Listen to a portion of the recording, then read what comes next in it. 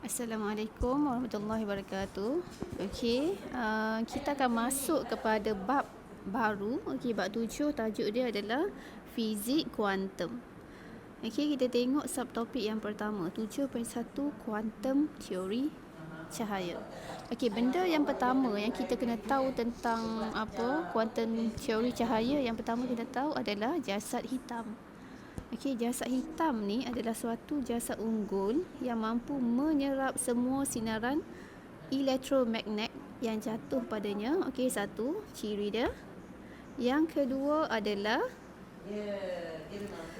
jasad hitam ni boleh memancarkan sinaran termal bergantung kepada suhunya. Okey, bila kita sebut sinaran termal, okey, awak kena tahulah kat situ sinaran termal adalah salah satu sinaran elektromagnet. Okey, bila kita sebut elektromagnet, dia ada dua jenis. Okey, yang pertama adalah cahaya nampak. Okey, yang kedua adalah cahaya ataupun sinaran yang kita tak nampak. Okey, contoh dia adalah inframerah. Okey, yang penting di sini dia mesti bergantung kepada suhunya. Perkataan termal tu sebenarnya dah refer kepada suhu lah. Okey, kat sini saya nak bagi contoh. Okey, saya nak bagi satu contoh. Katakan kita ada suatu bintang. Okey, ni nak tunjuk contoh bagi jasad hitam. Jasad hitam ni sebenarnya dia bukan suatu spesifik objek. Okey, dia boleh jadi sebarang objek di mana objek itu boleh menyerap semua sinaran elektromagnet dan dia boleh memancarkan sinaran termal. Okey, contoh kat sini saya bagi kita ada suatu bintang. Okey, boleh bagi tahu saya tak apa maksud bintang? Okey, bintang yang kita nak tengok malam-malam yang bersinar tu, okey, yang tu pun bintang. Okey, yang contoh lain saya boleh kata kat sini adalah matahari. Matahari pun sebenarnya adalah suatu bintang. Katakan kita pancarkan macam mana? Okey, kita pancarkan contoh. Saya ada satu torchlight. Okey, torchlight ini saya pancarkan kat bintang tu. Tak logik pun, tapi contoh lah kan. Okey, torchlight itu saya pancarkan kepada bintang tersebut dan bintang ini dia menyerap ke semua sinaran yang saya pancar tadi tanpa ada pantulan balik. Okey, so there is no reflection. Okey, kalau kata dia memang 0% pantulan, maksudnya adalah dia merupakan jasad hitam yang baik lah. Okey, maksudnya jasad hitam yang baik dia boleh menyerap ke semua sinaran elektromagnet tanpa ada sebarang pantulan. Okey, tu contoh jasad hitam. Okey, kita nak tengok sedikit sejarah pencetusan idea teori fizik kuantum. Okey. Okey. Pada graf keamatan sinaran melawan panjang gelombang. Okey, kita tengok yang curve yang warna merah ini adalah fizik klasik. Okey, ini adalah dapatan yang kita dapat semasa kita menggunakan teori fizik klasik. Okey, kita dapat keamatan melawan panjang gelombang macam tu. Okey, tapi bila zaman semakin moden, bila zaman semakin moden dan banyak lagi kajian tentang fizik ni, jadi saintis dapat memang sangat-sangat berbeza. Okey, dapatan yang dapat semasa zaman semakin moden ni, okey, so dapatan dia sangat-sangat lain. So that's why ilmu tu kita dah makin upgrade lah dengan pengenalan kepada fizik kuantum tadilah. Okey, kat sini dia kata bila suhu meningkat, elektron bergetar dengan tenaga yang tinggi dan menghasilkan lebih banyak cahaya. Okey, frekuensi getaran elektron juga tidak mempunyai had. Tenaga cahaya yang dihasilkan juga tidak terhad lah. Okey, eksperimen ini kalau kita tengok dia tak konsisten dengan teori, dia tak selari dengan ilmu fizik klasik dululah. Okey, so keamatan tidak terus meningkat apabila frekuensi gelombang meningkat.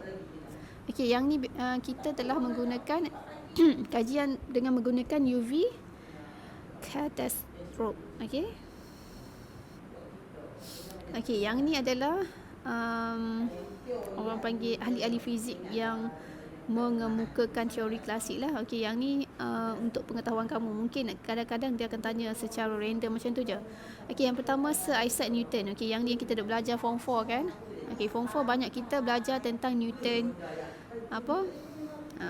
Kita ada 3 jenis hukum Newton kan. Peringkat SPM ada 3 jenis hukum Newton. Okey, so Sir Isaac Newton dia mengkaji tentang zarah cahaya. Okey, Thomas Young dia mengkaji tentang eksperimen dui celah. Kalau kamu perasan, eksperimen ini kita buat semasa topik cahaya masa form 4 dulu. Ada tak?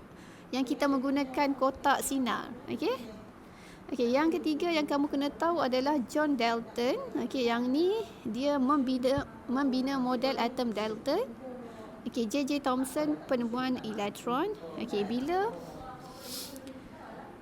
untuk fizik moden, ataupun yang menerbitkan teori kuantum yang baru ni, pelopornya adalah Max Planck. Okey, Max Planck ni dia fokus kepada kuantisasi tenaga. Okey, Albert Einstein, dia kaji tentang fotoelektrik. Niels Bohr, garis spektrum. Okey, bila kita sebut spektrum, yang tu awak kena tahulah semua berkait dengan cahaya. Okey, dia kaji tentang garis spektrum dan juga model atom. Okey, Louis D. Broglie. Okey, so yang ni akan mengkaji sifat kedualan gelombang zarah yang kita akan tengok sekali lagi lah. Okey, kat sini kita tengok kuantum tenaga.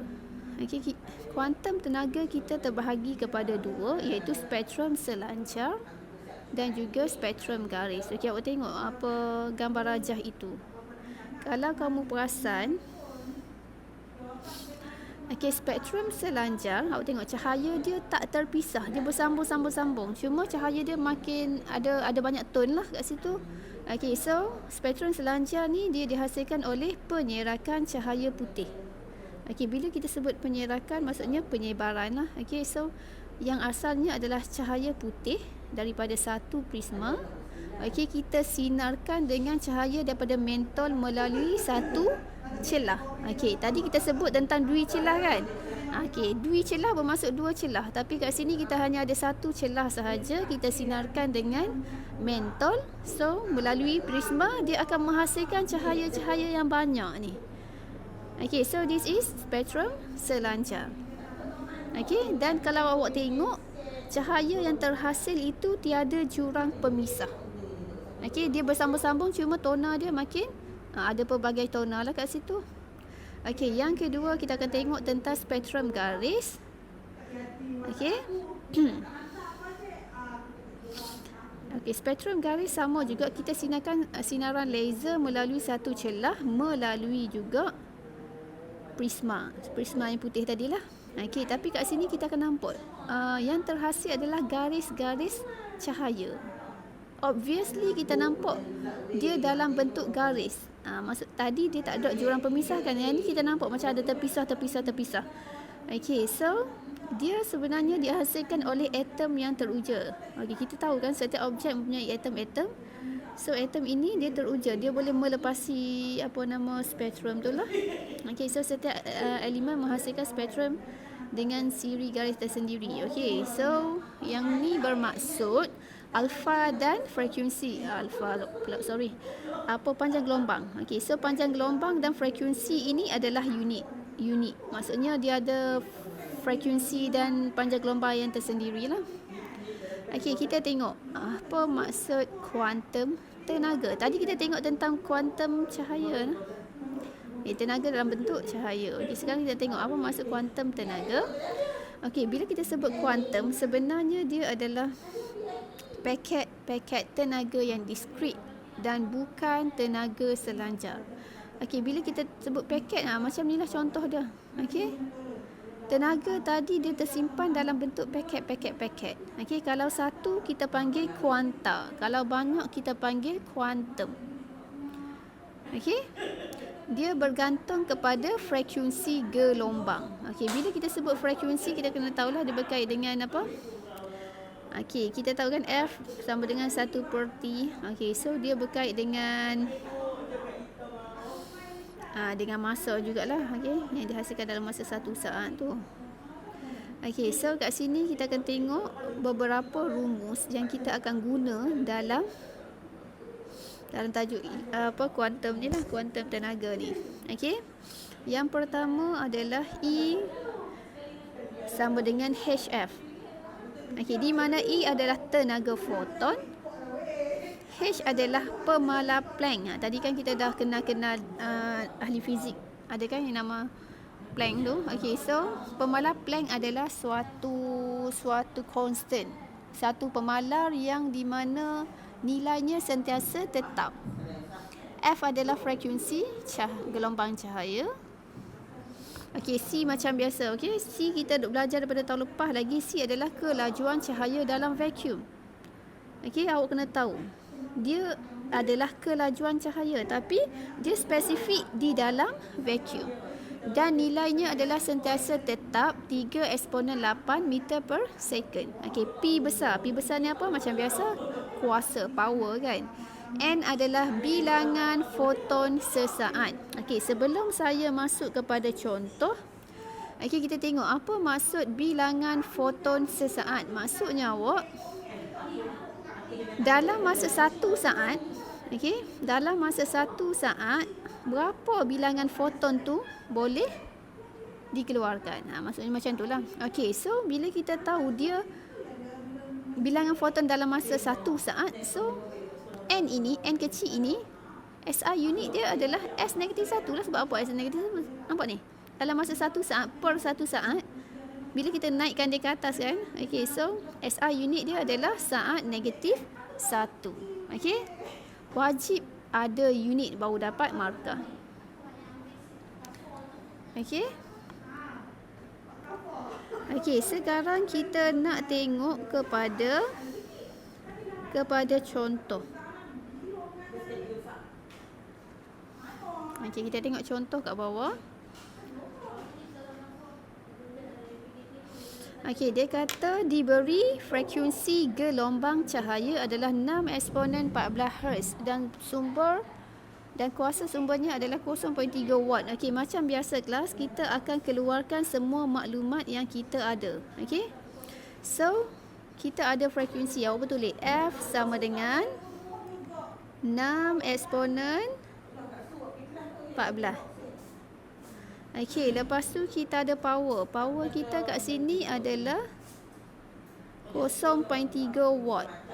Okey, macam biasa, keluarkan semua maklumat. Okey, lepas tu soalan tanya apa? Okey, berapa tenaga foton? Okey, tenaga adalah E kan? Okey, so pilih. Awak nak guna yang ini ataupun yang ini untuk mengira tenaga.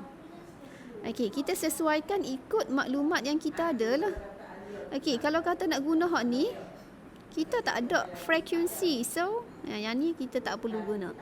Okey, jadi untuk soalan A, kita akan guna E equals to HF. So, H adalah pemalar 6.63 eksponen negatif 34. Okey, darabkan dengan frekuensi kita 6 eksponen 14. Okey, so tekan saja kalkulator kamu. Bila awak tekan, awak ambil sehingga 2 tempat perpuluhan sahaja. Yang kedua itu bundar siap-siap. Okey, jawapan akhir awak akan dapat 4.97 eksponen negatif 19 berserta SI unit. Okey, SI unit kita apa kat sini? Okey, energi SI unit dia adalah joule. Okey, wajib ada SI unit lah. Kita nak buat ESO trial bahaya je kan. Please make sure semua orang dah biasa dengan SI unit. Okey, so dapat markah penuh untuk soalan A. Okey, selesai. Okey, jadi saya nak tengok soalan B. Okey, kita akan tengok soalan B. Soalan kata, hitung bilangan foton yang disesarkan dalam masa 1 saat. Okey, sesaat, 1 saat lah maksud dia. Okey, now kita nak mengira nilai N. Okey, bila kita dah nampak perkataan bilangan foton tu, kita nak tahu, kita nak kira nilai N. Maksudnya kita ada 2 rumus. Okey, sama ada yang ini ataupun yang ini kan. Okey, now kita dah ada P. Okey, P yang kita keluarkan maklumat tadi. Kita ada F. Okey, so saya rasa saya akan guna rumus inilah. Okey, so kita pun tulis P equals to NHF. Okey, now tugas kamu yang pertama adalah jadikan N itu perkara rumus. Okey, so N awak, N positif di belah kanan, so biar dia dekat situ. Hotline tu bawa P belah kiri lah. Okey, so kita akan dapat P per HF. Kan? Power kita nilai dia 0.3 perkan dengan H. H kita adalah per malar Planck. Okey, ada nilai dia.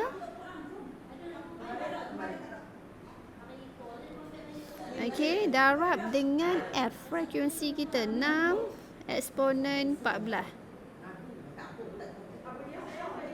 Okey, so awak pun kira last kali awak akan dapat nilai N dia berapa? Tapi tak pun tahu sebab dia lupa akan buat jadi okey, N kamu akan dapat 1.63 eksponen 16. Okey, try tekan sendirilah. Takut saya silap tekan. Okey, 1.63 eksponen 16 berserta unit. Okey, macam tadi kita dah bincang unit bagi bilangan foton adalah saat negatif 1. Okey. Jadi selesailah untuk soalan B. Okey, kita sambung dengan latihan kat bawah ni. Okey, dia bagi kat kita pemalar Planck, jisim elektron pun ada. Okey, 1 elektron volt bersamaan dengan berapa joule tenaga. Okey, dan kelajuan cahaya dalam vacuum macam tadilah 3 eksponen 8 meter per second. Okey, soalan A dia kata diberi frekuensi gelombang cahaya, hitung tenaga foton. Okey, macam tadi juga. Okey, macam tadi juga kita akan keluarkan maklumat yang ada. Okey, keluarkan semua maklumat yang ada. Lepas tu tengok dia nak kira apa. Okey, tenaga foton. Okey, maksudnya kita nak nilai E lah. Okey, E sama dengan okey, kita ada frekuensi, so guna E yang ada frekuensi lah. Okey, so E sama dengan HF. Okey, H adalah pemalar Planck tadi, 6.63 eksponen negatif 34 darab dengan frekuensi kita 7.5 eksponen 14. Okey. Okey, jawapan akhir mesti berserta dengan SI unit. Okey, SI unit kamu apa dia kat sini? Okey, energi, jadi energi kita adalah dalam unit joule lah. Okey, yang ni awak kira sendiri. Boleh?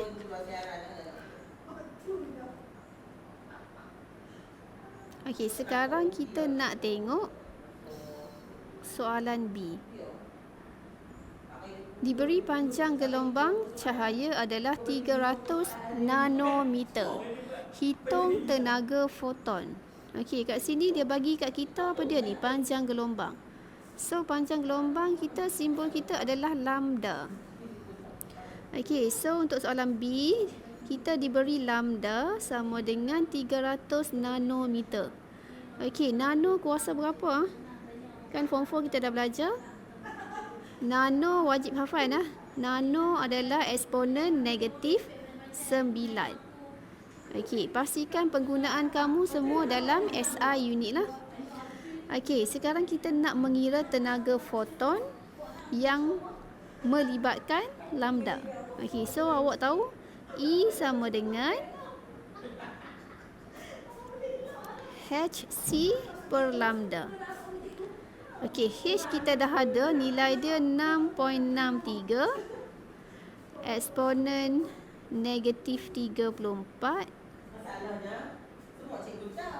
Okey, C kamu halaju cahaya dalam vacuum 3 darab 10 kuasa 8 divide by lambda kita. Lambda kita tadi 300 eksponen negatif 9. Okey, so bila kita kira, kita akan dapatlah jawapan dia. Ambil hingga 2 tempat perpuluhan sahaja, bundakan yang kedua, awak akan dapat 6.63. Okey, eksponen negatif 19 berserta SI unit dia adalah joule. Sebab apa joule? Sebab dia adalah suatu tenaga. Okey. Okey, kita sambung dengan soalan D.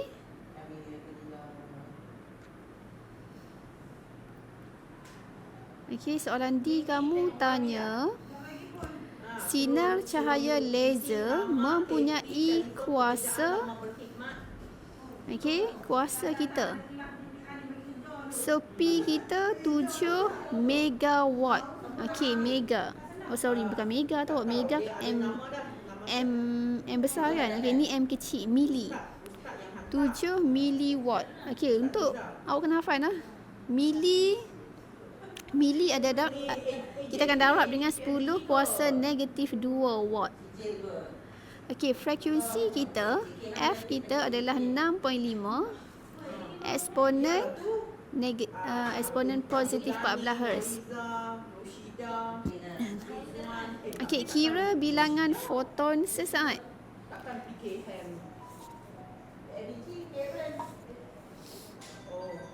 Okey, kita nak nilai N, nilai foton. Foton dalam masa 1 saat. Okey, awak pun carilah rumus mana yang ada P, yang ada F, yang ada N. Sebab N kita nak cari kan. Okey, so P sama dengan N hash F. Okey, jadikan N kamu perkara rumus P divide by hash F. Okey, power kita 7 eksponen negatif 2 bahagi dengan berapa? Okey, H tadi kita dah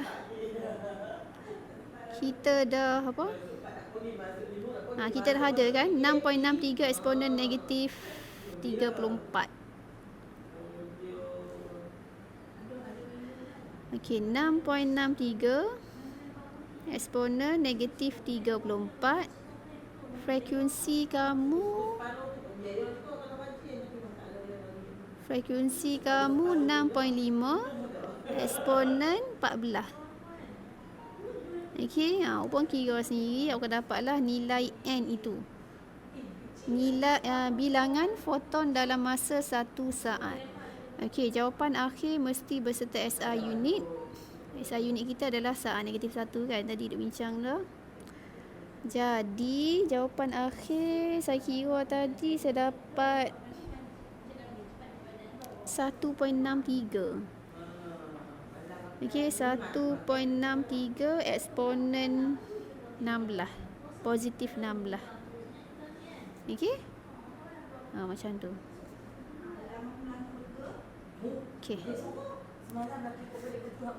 Okey, soalan E, dia kata sumber cahaya hijau dengan panjang gelombang. Okey, bila kita sebut sumber cahaya hijau ataupun merah ataupun kuning, maksudnya dia adalah cahaya nampak. Cahaya tak nampak apa dia? Sinar infrared ke apa tu, kita tak nampak dengan mata kasar kan. Sinar UV, okey, yang tu pun apa, cahaya yang kita tak nampak lah.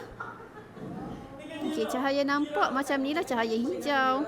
Okey, jadi kita nak apa ni? Kita nak berapa kuasa output sumber cahaya jika 5 eksponen 18 foton dipancarkan dalam masa 1 saat.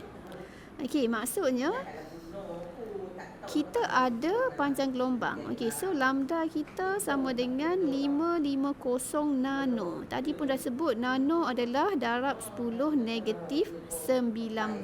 Okey, pastikan guna SI unit, kita takkan guna nano, mikro, mega, semua tu kita tak guna lah. Pastikan dalam SI unit sebelum kita masuk dalam rumus yang kita ada lah. Okey, sekarang berapa kuasa? Okey, so dia nak P kamu. P kamu dia nak tahu berapa nilai P power awak. Okey, lepas tu dia kata 5 eksponen 18 foton dipancarkan dalam masa 1 saat. So that is N lah, N kecil tadi. Okey, so 5 eksponen 18 Dia nak suruh kamu kira nilai P. Okey, so kita tengok yang mana rumus yang ada lambda, ada N dan juga ada P.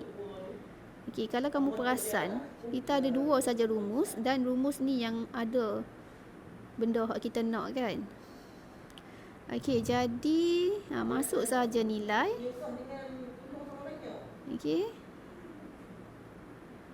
H pun dah ada, awak ganti sendirilah nilai H. C 3 eksponen 8. H ada nilai kat atas lah. Lambda kamu 550. Negatif 19. Okey, H ni ada, ganti sendiri. Okey, so final answer kita akan dapat 181 watt. Okey, pastikan W tu awak tulis W besar, bukan W kecil lah. Watt W besar. Kalau W kecil, kita guna untuk weight, untuk berat. Okey. Penggunaan simbol mesti betul. Okey, so selesai latihan. Kita nak tengok pula sifat kedualan gelombang zarah. Okey, bila kita sebut kedualan, okey, so what is kedualan? Kedualan maksudnya adalah, okey, sifat kedualan maksudnya dia ada dua sifat. Okey, yang pertama dia ada sifat gelombang, dia juga ada sifat zarah, sifat bagi zarah. Okey, apa sifat gelombang tu? Yang ni kita dah belajar masa form 4 dulu. Okey, sifat gelombang dia boleh melakukan pembelauan dan interference. Okey, kawan kamu dalam kelas maring dia ada tanya, "Cikgu, pembelauan tu macam mana?" Lupa dah kan? Okey, so pembelauan ni dia boleh berlaku bila contoh kita ada suatu penghalang. Okey, katakan ini adalah satu, macam mana? Saya guna tangki riak. Okey, tangki riak adalah suatu tangki yang kita isi dengan air. Lepas tu kita letak penghalang, kita letaklah blok kayu ke apa ke kat tengah ni. Lepas tu kita ada dua penggetar tangki riak kita onkan penggetar tu, dia akan bergetar lah. Okey, so bila dia bergetar, dia akan menghasilkan gelombang kat situ. Okey, bila dia menghasilkan gelombang, apa jadi? Bila dia melalui penghalang ini. So dia akan jadi macam ni kan? Kan ada kita duk belajar form 4 dulu, kita duk lukis bentuk-bentuk pembelauan. Okey, so that is pembelauan. Dia mesti ada satu penghalang ataupun satu celah untuk dia lalulah. Okey, dan dia juga boleh melakukan interference. Okey, so interference tu apa? Okey, interference dia macam ni. Yang ni pun kita dah belajar melukis masa kat makmal hari tu. Okey, katakan kita ada dua sumber gelombang. Okey, yang membentuk gelombang membulat lah contoh. Okey.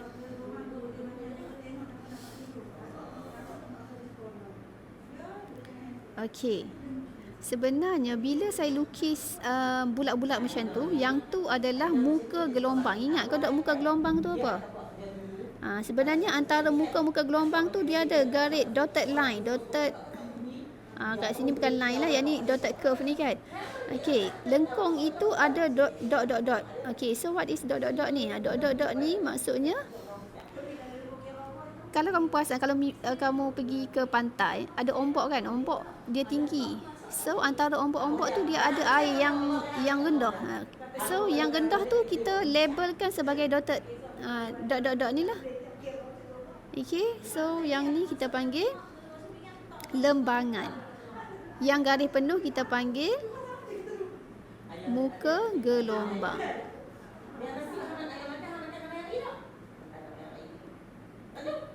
Macam tu. Okey, interference ni dia berlaku bila? Dia akan berlaku bila garis penuh bertemu garis penuh. Okey, so satu kat sini, satu kat sini, satu kat sini, satu kat sini. Okey, garis penuh bertemu garis penuh. Okey, so yang itu kita panggil sebagai interference membina. Okey, dia juga boleh jadi garis putus-putus bertemu garis putus-putus. Kat mana? Kat sini. Kat sini sepatutnya ni saya tak lukis. Patutnya dia bertemu ni. Saya lukis jauh-jauh kan. Okey. Garis putus-putus bertemu putus-putus pun kita namakan sebagai interference membina. Awak ingat tak? Katakan kita ada satu amplitude. Bila kita sebut amplitude, dia mesti daripada sini ke muka gelombang ni lah, kepada atas tu kan. Okey, katakan kita ada 2 meter. Okey, ni saya bagi contoh jika garis penuh bertemu garis penuh. Okey, so 2 meter tambah 2 meter, so amplitude kita akan bertambah sebanyak 2 kali ganda. So total dia kat sini akan jadi 4 meter. Okey, sama juga dengan garis putus-putus bertemu garis putus-putus tu. Okey, apa jadi? Dia akan jadi macam ni. Macam ni. Dia duduk di bahagian bawah. Okey, katakan dia 2 meter juga ni, daripada sini ke sini. Okey, kita akan tambah dengan 2 meter. Okey, so jumlah dia adalah 4 meter ke bawah. Okey, 4 meter ke bawah. So that's why dia dipanggil interference membina juga. Okey, dia makin bertambah kan. Okey, tapi apa jadi kalau dia mengalami interference memusnah? Okey, interference memusnah dia akan jadi macam ni. Dia akan berlaku bila garis penuh ini bertemu garis putus-putus. Okey, awak tengok kat mana garis penuh bertemu garis putus-putus. Okey, kat sini. Lagi kat sini. Kat sini. Okey, dia akan jadi macam ni. Satu amplitude dia positif, satu amplitude dia negatif. Contoh kat sini positif 2 meter, kat sini negatif 2 meter. So bila berlakunya interference memusnah, amplitude dia akan jadi sifar, dia akan jadi flat. Tak jadi apa-apa lah, maksudnya gelombang kat situ adalah tenang. Okey? Tu maksud interference membina dan juga memusnah. Okey, jadi selesai sifat gelombang, kita nak tengok pula apa sifat bagi zarah. Okey, kita tahu zarah, bila kita sebut zarah dia mempunyai tenaga kinetik dan juga momentum. Contoh apa? Okey, zarah-zarah udara ke kan. Okey, kita tahu udara kita sentiasa ni contoh molekul-molekul udara. Okey, molekul-molekul ini sentiasa akan bergerak secara rawak. Maksudnya tak ada arah yang spesifik, tapi dia sentiasa bergerak. So kita akan kata dia mempunyai tenaga kinetik. Okey, bila dia ada tenaga kinetik, kita boleh kata dia juga mempunyai momentum. Sebab apa? Sebab zarah dia tetap ada mass. Mass adalah jisim kan. Dia tetap ada satu jisim walaupun jisimnya tersangat-sangat kecil. Dan dia juga ada suatu halaju.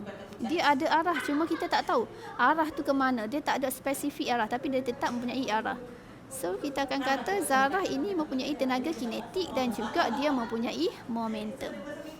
Okey, so Louis de Broglie ini kata semua zarah dapat menunjukkan ciri gelombang. Okey, dan dia telah buktikan secara eksperimen dengan zarah yang mempunyai jisim yang kecil. Contohnya dia menggunakan elektron. Okey, maksudnya dia dah buktikan melalui eksperimen, jadi dia akan kata zarah ini mempunyai kedua-dua sifat, iaitu gelombang dan juga zarah. Okey, so dia namakan sifat ini sifat kedualan gelombang zarah. Okey. Okey, jadi selepas dia buat eksperimen ni, dia keluarkan beberapa rumus lah. Okey, kita tengok rumus apa. Okey, kat sini kita ada lambda sama dengan h per p.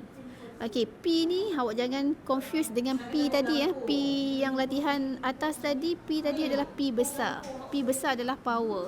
Tapi P kat sini P kecil. P kecil ni adalah simbol bagi momentum lah.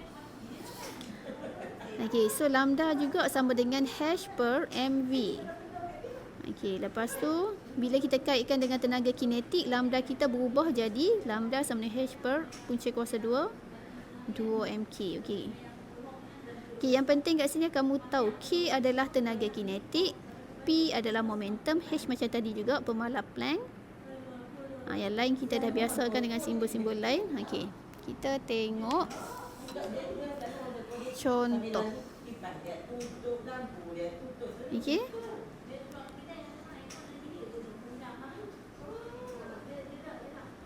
Okey, Okey, kita tengok contoh kat bawah.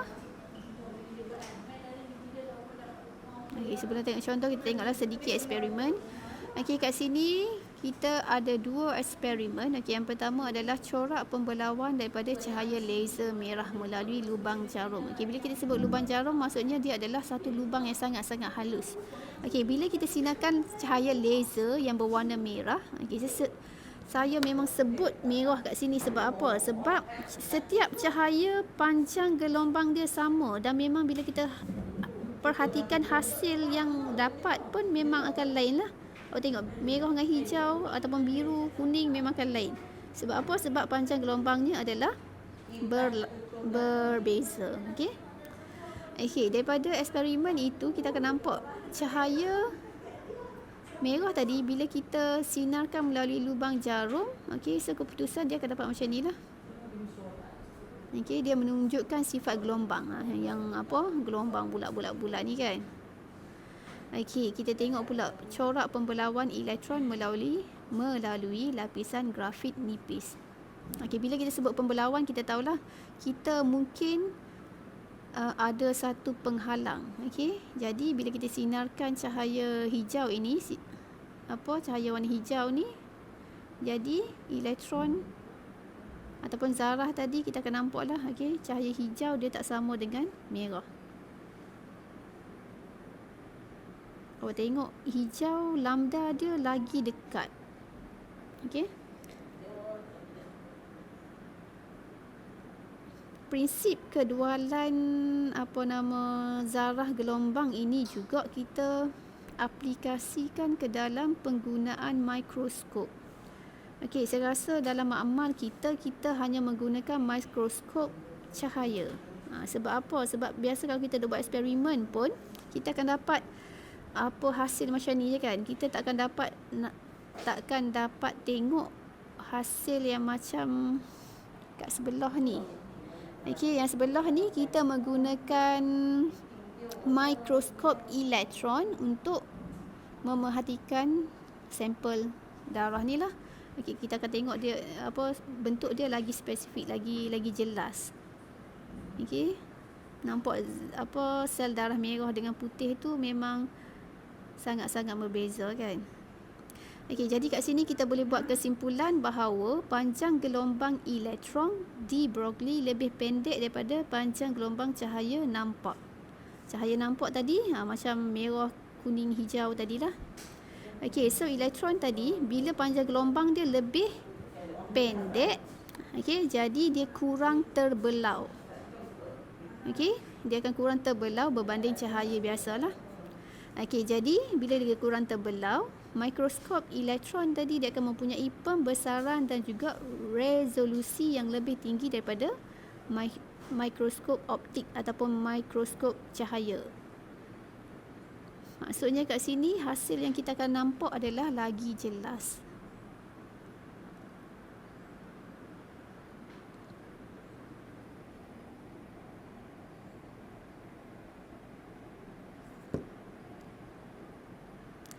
Okey, kita nak tengok kepada latihan sikit.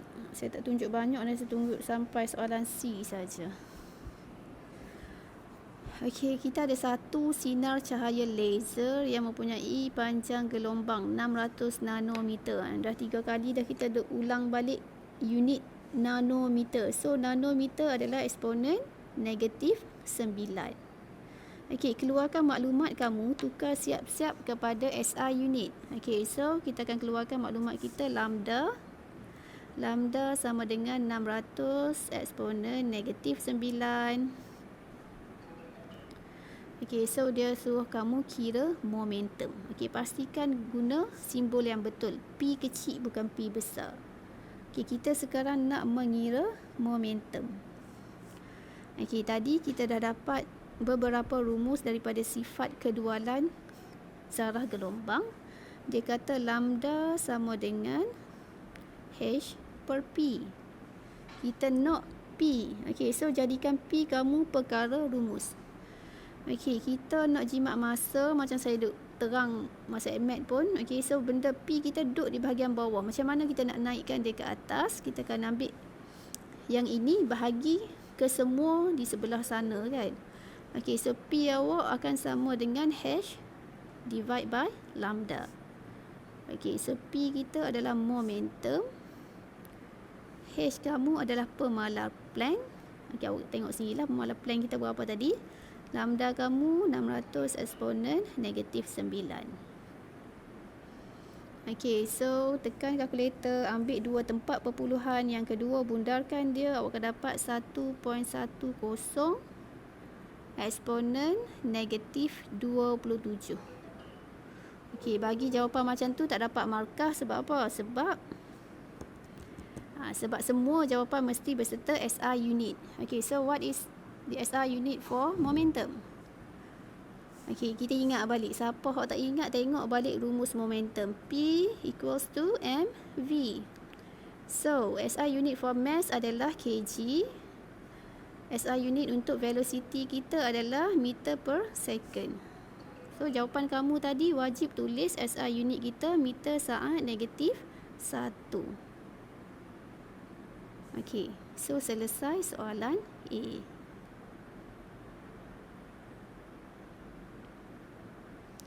Okey, soalan B.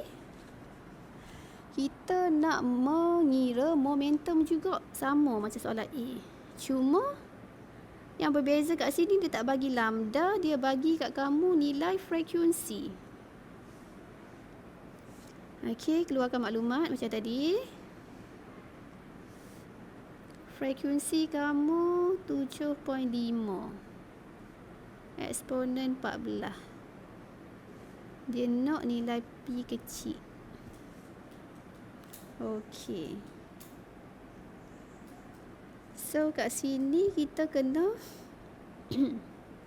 guna rumus ni lah. P sama dengan HF per dengan C. H adalah pemalar Planck. Nilai pun kita dah ada tadi. Masuk saja rumus. Cuma kamu kena tahu kat sini C tu apa. So C adalah simbol bagi halaju cahaya. Tapi bukan halaju cahaya pada keadaan biasa. Dia adalah halaju cahaya dalam vacuum. Dia adalah suatu konstan. Nilai dia sentiasa 3 eksponen 8 meter per second. Okey, so bila kita tekan kalkulator, jawapan dia kita akan dapat 1.65. Okey, eksponen negatif 27 berserta SI unit. Okey, berapa kali dah nak cari momentum? So SI unit kena hafal. kg ms negatif 1. Okey. Saya rasa saya berhenti sampai sini dulu. Okey, untuk hari ini nanti kita akan sambung dalam kelas seterusnya. Okey. Assalamualaikum warahmatullahi wabarakatuh.